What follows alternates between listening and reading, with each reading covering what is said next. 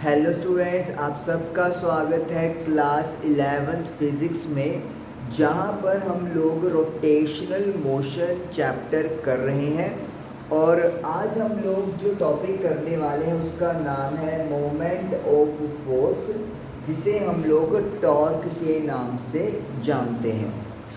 चलिए, पहला पॉइंट क्या लिखा है हमने, when an external force acting on a body, जब एक बॉडी के ऊपर एक्सटर्नल फोर्स यानी कि बाहर से कोई फोर्स लगती है, has a tendency to rotate the body, और इस फोर्स की टेंडेंसी ये है कि ये गिवन बॉडी को रोटेट यानी कि घुमा सकती है अबाउट अ फिक्स्ड पॉइंट, एक फिक्स्ड पॉइंट के अराउंड, और अबाउट अ फिक्स्ड एक्सिस, या एक फिक्स्ड एक्सिस के अराउंड। मतलब जैसे कि ये सपोज करो एक पॉइंट है, या तो इसी पॉइंट के अराउंड घुमाती रहे, या फिर ये एक एक्सिस है, इस एक्सिस के अराउंड इसको रोटेट करती रहे, चाहे तो क्लॉकवाइज चाहे anti clockwise. It is said to exert a torque on the body, तो वो जो रोटेशनल इफेक्ट है, जो रोटेशन इफेक्ट है, उसको वी कॉल टॉर्क। तो सिंपल अगर मैं बोलूँ एक कॉमन भाषा के अंदर कि जिस फोर्स की वजह से कोई चीज़ गोल गोल घूमना स्टार्ट कर दे, उस फोर्स को हम लोग टॉर्क बोलना शुरू कर देते हैं। यानी कि जब भी रोटेशन मोशन की बात आएगी, आप अपनी फोर्स का नाम टॉर्क दे दोगे। जैसे कि आपने एक रोप, एक स्ट्रिंग, रस्सी या एक स्प्रिंग की बात की, तो आप उस फोर्स को क्या बोलते हो? टेंशन बोलते हो। तो उसी तरीके से अगर हमारी रोटेशनल मोशन की बात आती है, तो फोर्स को हम लोग टॉर्क बोलना शुरू कर देते हैं, या इफेक्ट ऑफ फोर्स भी बोल सकते हैं। Torque due to a force gives the turning effect of force, तो जो टॉर्क होता है वो फोर्स का टर्निंग इफेक्ट बताता है। मतलब फोर्स अप्लाई की और कोई चीज़ ने घूमना स्टार्ट कर दिया अबाउट द फिक्स पॉइंट और एक्सिस। जैसे कि ये मेरे पास एक मार्कर है और आप देख सकते हो मैं इसको रोटेट करवा रहा हूँ, तो ये जो फोर्स लग रही है, जो मैं ऐसे यहाँ पे टर्निंग फोर्स दे रहा हूँ, this turning force is called torque. चाहे आप क्लॉकवाइज घुमाएं चाहे आप एंटी क्लॉकवाइज घुमाएं, ये टॉर्क बन गया है। इट इज़ मेजर्ड बाय, अब फॉर्मूला के क्वांटिटी वाइज बात करेंगे, ये कैसे मेजर की जाएगी? प्रोडक्ट किया जाएगा अगर किसका?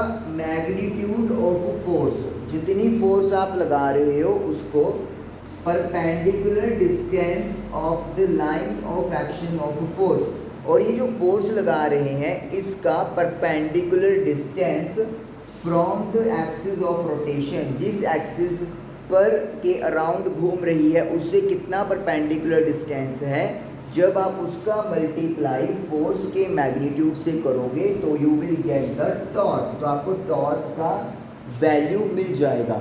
अगर हम लोग फॉर्मूला की बात करें तो torque is equal to R cross F, यानी कि ये एक क्रॉस प्रोडक्ट है। तो आर क्या है यहाँ पर? परपेंडिकुलर डिस्टेंस, कहाँ से? Of the line of action of force, जिस लाइन के अलोंग फोर्स लग रही है उसका perpendicular distance from the axis of rotation. ये आप डायग्राम से समझते हैं तब ज़्यादा क्लियर होगा। और अगर आप इसको सॉल्व करते हो तो यू नो दैट कि क्रॉस प्रोडक्ट या वेक्टर प्रोडक्ट में साइन थीटा आता है, और साथ में हमें एक तीसरा वेक्टर भी मिलेगा एन कैप, और आपको पता है इसकी डायरेक्शन क्या होगी? इसकी डायरेक्शन होगी, direction of torque will be perpendicular to the plane containing r vector and f vector. तो जिस प्लेन में, सपोज करो ये अपना बोर्ड है, यहीं पर r है, यहीं पे f लग रही है, तो जो टॉर्क काम करेगा वो परपेंडिकुलर इस बोर्ड पे काम करेगा, चाहे आउटवर्ड चाहे इनवर्ड। तो ये आपको वो बताया जा रहा है। अगर मैं ऐसा यूनिट की बात करूं तो फोर्स की यूनिट होती है न्यूटन, और परपेंडिकुलर डिस्टेंस या डिस्टेंस की यूनिट होती है मीटर, तो न्यूटन मीटर जो है वो ऐसा यूनिट है हमारे पास किसकी, टॉर्क की। तो न्यूटन मीटर, और अगर आपको याद हो वर्क डन की भी यही यूनिट होती है न्यूटन मीटर, जिसे हम लोग जूल लिख देते हैं। इसके अलावा अगर हम लोग डायमेंशंस की बात करें तो mL/T-2, तो ये डायमेंशन है आपके टॉर्क के। चलिए अब डायग्राम से हम लोग समझते हैं कि R क्या चीज़ है और F कैसे उसके साथ प्रोडक्ट होगा। तो इसके लिए मैं इसको इरेज कर देता हूँ, यहाँ पे थोड़ा सा पार्ट ये भी इरेज कर देते हैं। ओके, सपोज कर ले हमारे पास एक रोड है OA जिसकी लेंथ R है, और हम लोग इस पर एक फोर्स लगा रहे हैं। तो इस पर फोर्स अलग अलग तरीक़ों से लगा सकते हैं। सबसे पहले हमने फोर्स यहाँ पे लगाई है अलोंग दी A और डाउनवर्ड F की तरफ। अब देखिए इन दोनों के बीच में जो परपेंडिकुलर डिस्टेंस है वो एक तरह से क्या चीज़ है, जो एंगल है थीटा। यहाँ पे थीटा की बात नहीं हुई थी। थीटा क्या चीज़ है, थीटा है angle between R and F vector. तो अगर हम लोग यहाँ पर देखेंगे R और F के बीच में जो पहला केस है उसमें थीटा यहाँ पर 0 डिग्री है, और अगर मैं इसको ज़्यादा स्पेसिफिकली लिखूँ तो थीटा जो है वो स्मॉलर एंगल होगा R और F के बीच में, यानी कि मुझे जो वैल्यू छोटी है एंगल की वो कंसिडर करनी है। तो यहाँ पे जो टॉर्क है वो आपका पहले केस में क्या होगा, 0 होगा, क्योंकि साइन 0 की वैल्यू 0 होती है। तो यानी कि अगर मैं रोड को नीचे की तरफ पुल करूँ, सपोज करो ये मार्कर है, मैं इसको नीचे की तरफ फोर्स लगाऊँ या ऊपर की तरफ ऐसे फोर्स लगाऊँ, तो ये घूम नहीं सकता कभी भी। ये क्या करेगा, या तो नीचे की तरफ आएगा और या फिर ये ऊपर की तरफ जाएगा। तो इसका मतलब क्या है, जब एंगल 0 डिग्री है आपका फोर्स और R या परपेंडिकुलर डिस्टेंस के बीच में, तो हमेशा टॉर्क की वैल्यू विल बी 0। आप टर्निंग इफेक्ट नहीं लेकर आ सकते। बड़ा इजी है, याद रखिए इस चीज़ को। मैं फोर्स बिल्कुल अलोंग दिस परपेंडिकुलर जो R है उसके लगा रहा हूँ, ऊपर चाहे नीचे की तरफ घूम नहीं रहा। ये नीचे या ऊपर जा सकता है लेकिन ऐसे कभी नहीं घूम सकता। तो इसका मतलब ये हो गया torque will B 0 when ever theta will be 0। अगला केस कंसिडर करते हैं। सेम रोड है मेरे पास OA, लेंथ R है, और अब मैंने जो फोर्स है वो यहाँ पर लगाई है परपेंडिकुलर, यानी कि R और F के बीच में अब 90 डिग्री का एंगल बना है। अब ये मार्कर है मान लो OA और इसकी लेंथ R है, तो मैं फोर्स इसको ऐसे लगा रहा हूँ, ऐसे लाइक दैट। ये देखिए फोर्स, मेरी फिंगर को देखिए, मैं एक पेन लेके आता हूँ। Yes, I got it. तो ये सपोज करो कि फोर्स है, तो ये OA हो गया और ये फोर्स हो गया। तो ये फोर्स ऐसे लगाएंगे तो 90 डिग्री का एंगल देख सकते हो आप बन रहा है बोर्ड के हिसाब से। तो अगर मैं फोर्स ऐसे लगाऊंगा तो यू कैन क्लियरली सी कि जो अपना मार्कर है वो इस पॉइंट के अराउंड घूमना शुरू कर देगा। देखिए मैंने ऐसे फोर्स लगाई तो ये ऐसे आपका रोटेट करना शुरू कर देगा। पॉइंट फिक्स रहेगा, उस पॉइंट के अराउंड हमारा मार्कर क्या कर रहा है, रोटेट कर रहा है। आपको खुद लगा के देखना है। आप एक पेन उठा लो भी जो आपके पास होगा और अपनी फिंगर से परपेंडिकुलर फोर्स लगाओ। यू विल सी कि इस केस में एंगल थीटा जो है वो 90 डिग्री है, और जब आप मार्कर के ऊपर ऐसे फोर्स लगाते हो तो वो आप देखोगे कि वो जो ये वाला पॉइंट है उसको फिक्स रखते हुए जो बाकी हिस्सा है वो इस पॉइंट के अराउंड घूमना शुरू कर रहा है। तो इसका मतलब है ये कौन सा इफेक्ट हो गया, रोटेशनल मोशन। तो यहाँ पे जो टॉर्क है इट विल बी RF, क्योंकि साइन 90 की वैल्यू, थीटा यहाँ पर 90 है और साइन 90 की वैल्यू क्या होती है, साइन 90 की वैल्यू 1 होती है, जो कि मैक्सिमम वैल्यू होती है साइन के लिए। तो इसका मतलब है इस केस में जो टॉर्क है वो भी क्या होगा, it will be maximum. Torque की वैल्यू इस केस में मैक्सिमम होने वाली है। ओके, उसके बाद तीसरा केस। अब ज़रूरी तो नहीं कि एंगल हमेशा या तो 0 होगा या 90 होगा, इन बिटवीन 0 और 90 भी हो सकता है। जैसे कि सपोज कर लेते हैं ये तो हमारी रॉड ही है OA,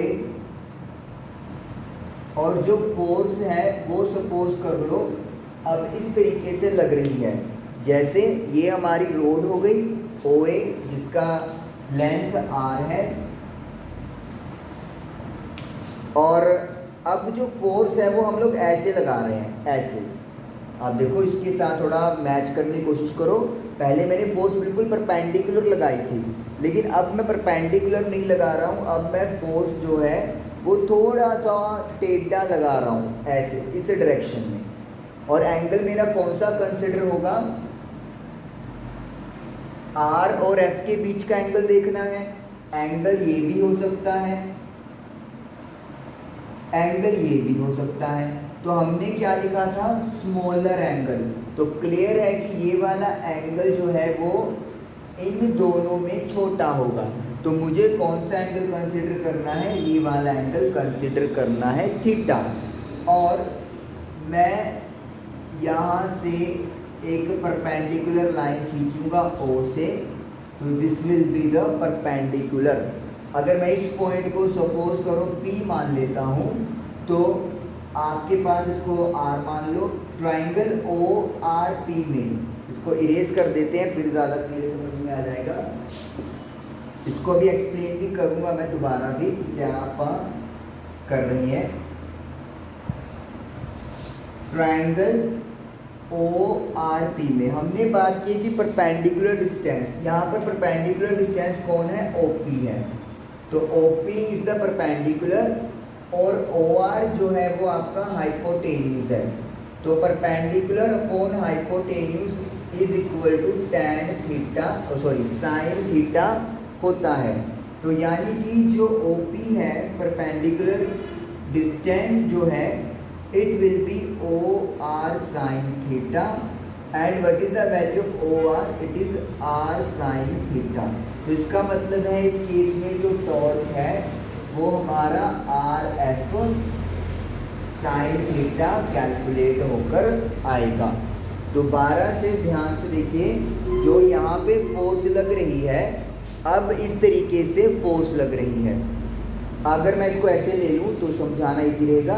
एंगल ये भी बन रहा है और एंगल ये भी बन रहा है, तो इन दोनों में से जो छोटा एंगल है यानी कि ये वाला, वो हमें कंसिडर करना है।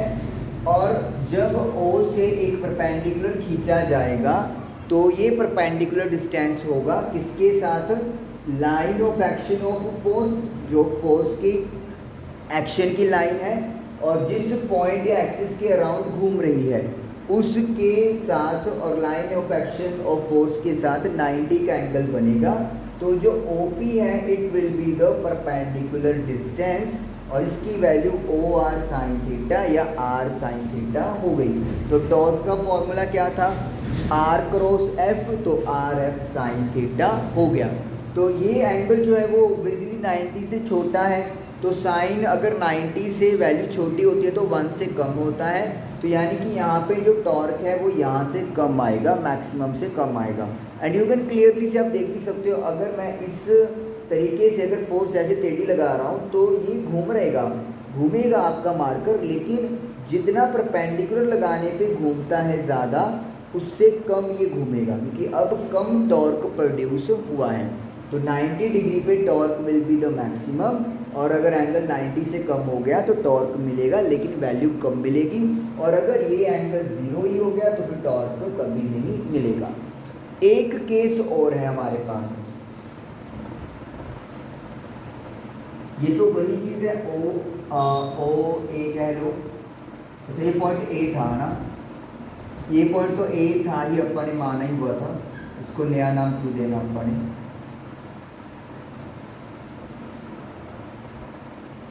ये R हो गया अब जो फोर्स देखिए पहले इस डायरेक्शन में लगी है, अब फोर्स हम लोग इस डायरेक्शन में लगा रहे हैं।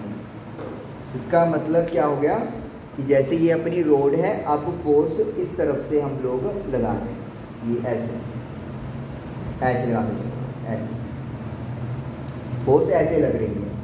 ओके, अब फोर्स इस डायरेक्शन में है, तो अगर मैं इसको कंप्लीट करूं तो ये ऐसे जाएगा। अब ये वाला एंगल क्लियर है, आपको थीटा दिखाई दे रहा होगा, इन्होंने फोर्स शायद ऐसे लगाई हुई है। चलो मैं बुक के अकॉर्डिंगली बना दूंगा, क्योंकि जो बच्चे बुक फॉलो कर रहे होंगे फिर उनको अदरवाइज दिक्कत होगी। ओ ए, अब यहाँ पे फोर्स ऐसे लगा रखी है। जब आप इसका लाइन ऑफ एक्शन बनाओगे तो यहाँ पे दो एंगल बने हैं, एक ये वाला एंगल और एक ये वाला एंगल। ये वाला एंगल ऑब्वियसली सी बात है स्मॉलर वन है, सो इसका मतलब है अब इस line of action of force और इस पॉइंट के बीच में जो परपेंडिकुलर है वो हमारा ये वाला हो गया। इसको मैं क्यों लिख लेता हूँ, क्योंकि मैंने P यहाँ पे यूज़ कर लिया। और वही अगर आप लगाओगे परपेंडिकुलर अपॉन हाइपोटेन्यूज तो साइन थीटा आपके पास बनेगा। तो इट मीन्स यहाँ पर भी टॉर्क की value R F sine theta मुझे मिलने वाली है। तो ये आप लोग अब कैसे समझ सकते हो कि सपोज करो ये मेरे पास वही रोड है और मैंने फोर्स अब ऐसे लगाया है, ऐसे लगाओ। तो अगेन अगर मैं फोर्स ऐसे लगाता हूँ तो ऑब्वियसली सी बात है रोटेट करेगा, टॉर्क प्रोड्यूस होगा, लेकिन उतना नहीं होगा जितना कि 90 डिग्री यानी मैक्सिमम पर हो रहा है। तो इसका मतलब ये हो गया कि टॉर्क विल बी ज़ीरो अगर एंगल ज़ीरो है, टॉर्क विल बी मैक्सिमम अगर थीटा 90 डिग्री है, और अगर 0 और 90 के इन बिटवीन है तो टॉर्क की कुछ ना कुछ वैल्यू होगी। और कन्वेंशन के अकॉर्डिंगली अगर टॉर्क एंटी क्लॉकवाइज डायरेक्शन आपका दे रहा है तो इसे कंसिडर पॉजिटिव किया जाता है, और अगर वो क्लॉकवाइज आपको मूवमेंट दे रहा है तो उसे अपन नेगेटिव कंसिडर करते हैं। जैसे ये स्क्रू है, तो अगर मैं इसको यूँ रोटेट कर रहा हूँ तो ये क्लॉकवाइज हो गया, क्लॉकवाइज हो गया और ये अंदर की तरफ जा रहा है, जिसको आप नेगेटिव कंसिडर करोगे।